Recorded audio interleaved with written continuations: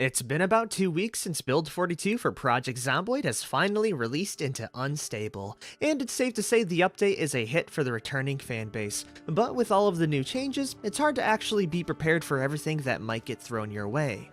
So, if you're someone who enjoys having a little bit of knowledge before diving any deeper into the update or are just curious, look no further than this video, as today I hope to explain some tidbits of information about Build 42. This info will range from surface level generic knowledge all the way to some very minute changes that could really throw even the most grizzled of veterans for a loop. So, let me know if you found something helpful and enjoy. One of the first things you've probably noticed is the new lighting system in Build 42, and it seems like a simple tip, but always pack a flashlight in this build. At first glance, the new lighting system won't be too bad at nighttime, but one thing people need to account for is that once the power in-game goes down, ranging anywhere from 0 to 28 days, Knox County will become pitch black, so even if you don't plan on going outside during the night, circumstances are always changing and you might catch yourself out at a bad time from a negative chain of events. Not to mention certain large buildings have natural light that may not even reach into the bowels of the building, so if you have a flashlight, you are already doing a great job. Make sure you pack these on your shopping list. After some testing throughout the world, this one really hit me by surprise, and it has to deal with the water you drink. First of all, the traditional and very sought-after rock well, usually found in farms, no longer gives clean drinking water when you get water from them, which means those highly sought-after locations aren't as good for drinking water, but are still preferable if you have your own farm. To add on to this change, though, are the additions of fresh water pumps. There are only a couple of them across the entire map, which makes them exceedingly rare, but you should definitely keep your eye out for this furniture tile, because it would be a fantastic spot for a base, as these bad boys give out unlimited water like the traditional rock well, but you can drink this one straight from the tap. It's really nice to have. One big emphasis for Build 42 is of the crafting system, so it makes sense that items and tools would be affected by this grand change as well. I won't dive too deep into the system for now, but I will say a few things to keep you on the loop. For one, if you ever do go through the condition of a tool, you should never throw away the broken component, as each component to the tool has its own durability. An example would be a hammer. No longer is it just one full object. Instead, it's divided into parts, the handle and the head, with the head having its own qualities alongside the handle. So, in order to get the most from your weapons, make sure your character has some levels in maintenance and carving. A good goal would be achieving maintenance level 1 and carving up to level 2.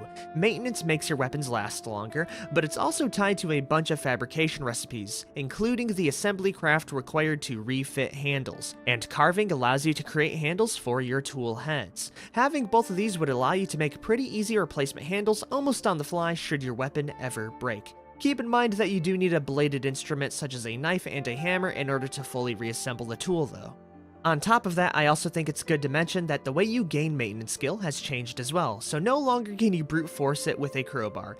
As you gain more skills, the more you repair items, with items such as tape and glue. If that's not really your taste of grinding up the skill, you still do get some passive XP gain from using weapons in combat. The only caveat is that it depends on how damaged the weapon gets. So using and making weapons like wooden spears is a pretty decent way to level it up quickly, getting almost double the experience compared to using a crowbar. I'm sure there's other experience rates for all the weapons, so please feel free to experiment on your own. Have you been spotting more flavor items in the game? Things like newspapers and pamphlets in mailboxes? In Build 42, some of these items are far more helpful than you would realize, as they can give you the gateway to find very good points of interests early, especially if you're not familiar with the map. Which means, if you find a location that looks or sounds interesting, you can read the pamphlet, then click the small map icon in the bottom right, and what this does is mark down it wherever on your map, saving it for a future loading trip. It's a very immersive way to find new locations added to the game with all of the map additions. One highly debated feature that was added in Build 42 is the new muscle fatigue system that seeks to slow down game progression. If you aren't too familiar already playing through it, there's a new debuff called muscle strain.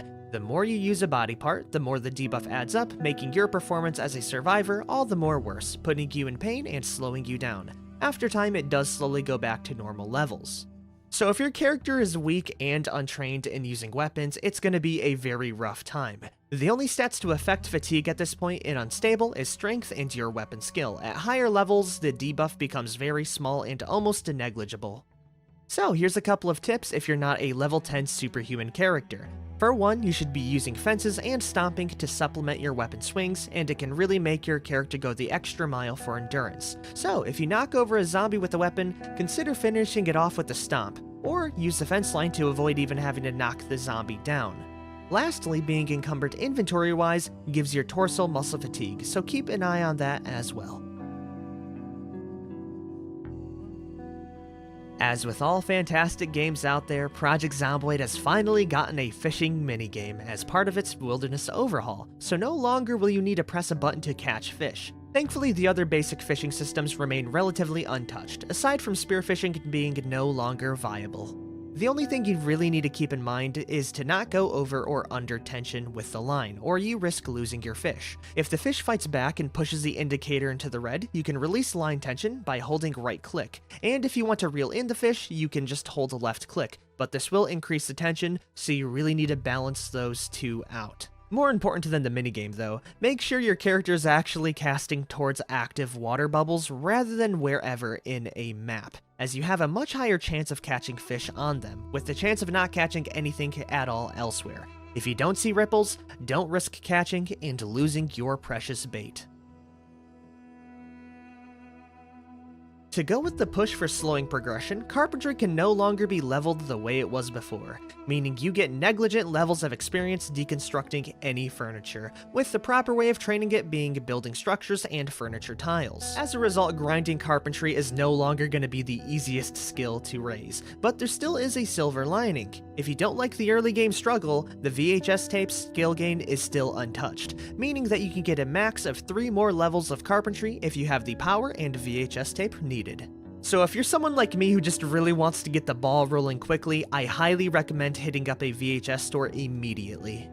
To go with Carpentry, the skills you learn in a lot of different skill trees open up more recipes that your character may have not known before, so leveling up everything is really helpful to have if you can afford it. Have you noticed that finding weapons and supplies is even more difficult from your starting location? Well, that's because it should be, as the loot distribution system has been overhauled for Build 42, and the way it's been affected is by connecting itself with the Zombie distribution system, where good loot locations with a lot of supplies will almost always be swarming with zombies in a Romero-type situation. This means, in order to get some good supplies in very good quantity, you will need to plan accordingly and try your best to deal with the hordes, whether that's through smart thinking like using fireworks and sound, or brute force with guns. It's really up to you. I'm sure a lot of people are excited about the newly released animals, but before you really start to go wild herding cows, make sure you're physically prepared and ready to deal with them. Because even if there are only livestock animals, it doesn't mean they can't kill you much like a zombie would. The animal stress and trust meter greatly affect the behavior of any creature in the game, and if the stress is high enough and the trust is low enough, they can and will attack you in defense, which means for safest practice, make sure to take your time in approaching animals and to make sure you are in peak physical condition before risking it. It's a known statistic that cows have more kills under their belt per year than sharks after all. Stay safe.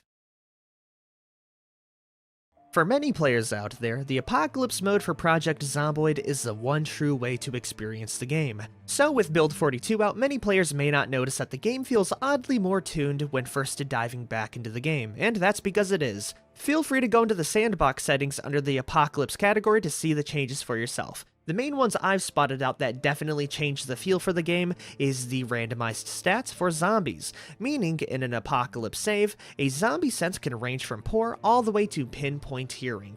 That can really change the difficulty to be a bit higher, as a lot more zombies are going to notice you, but on the flip side there are going to be a lot more stragglers with the zombie speeds, making them even more spread out and harder to herd. I personally welcome the change, but it's definitely something you want to mess with if it's not really your speed. I feel like immersiveness is one of the main draws for the update, so small changes make a lot of sense. And today, there's a really cool trick to get some better comfort from sleeping and beds in general, and it's as simple as it says. If you place a pillow on your bed, you get an added comfort bonus. It's a small change, but it makes all the difference for your survivor and your fatigue gain needs. Another really cool small change is that you can now forge some materials in the woods without having to use the search menu. This is especially useful when you're looking for a single stone to complete a craft such as a campfire, in which you need 3. All you need to do is spot one in the overworld, approach it, right-click it, and pick that bad boy up. Overall, this was a very welcome addition. Now this one is a combination of old and new settings, with the first one I'm going to be talking about being the actual addition to Build 42. So, if you find yourself alt-tabbing on accident, or you just want an extra redundancy to avoid butterfingering yourself into an early grave, this menu option might save your life, which is the pause when focused is lost setting. All it means is that when your mouse isn't on the game, it automatically closes the game, and waits for you to resume it manually, which is especially useful if you're someone who uses background applications such as the online map to orient themselves, or just someone who alt-tabs often. And I really do feel like this option in particular will save lives. Make sure you enable it if you want your character to maybe go an extra day. Up next, though, on the helpful settings is going to be the aim outline feature. If you have problems with hitting zombies, you can switch it on and you will know 100% if a zombie is able to be hit by highlighting. It's been a pretty old option, so we're going to move on forward quickly to the final option, which is a resume time when actions are complete setting. This means if you go fast forwarding deconstructing a table, as soon as it's done in the game will go back to a normal speed, saving you a lot of time for grind-heavy sections. The gasoline can in Project Zomboid is one of the most versatile tools for the everyday survivor, as it allows you to easily siphon and transport gasoline from one car to another. In Build 42, this stayed pretty similar, but there is one small change that will definitely make some people confused, as you now need a hose in order to siphon gasoline. So if you ever find one of these rubber hoses laying around, definitely take it and maybe even keep a spare for your bug-out bag, or else you'll have a very big paperweight. Finally, for the last little tidbit of information, we have a really basic one, but one that's really cool for the smokers out there. So, if you've ever been a smoker in the game with no lighter, but cigarettes, you can still get your quick fix. And the way you do that is something as simple as turning on the stove using the stove burner to light your cigarette. This also applies to other lit furniture such as campfires. It's not the most efficient way, but if you're addicted to that nicotine, it will do in a pinch. Anyways, those are going to be all of the tips and information I have today. I really do hope you have learned something. Please do let me know if you'd like this kind of video amidst my other gameplay content. The best way you can do that is by commenting, liking, and subscribing for more. I'm going to be recording some more Zomboid gameplay very soon. This is Private Lime, out.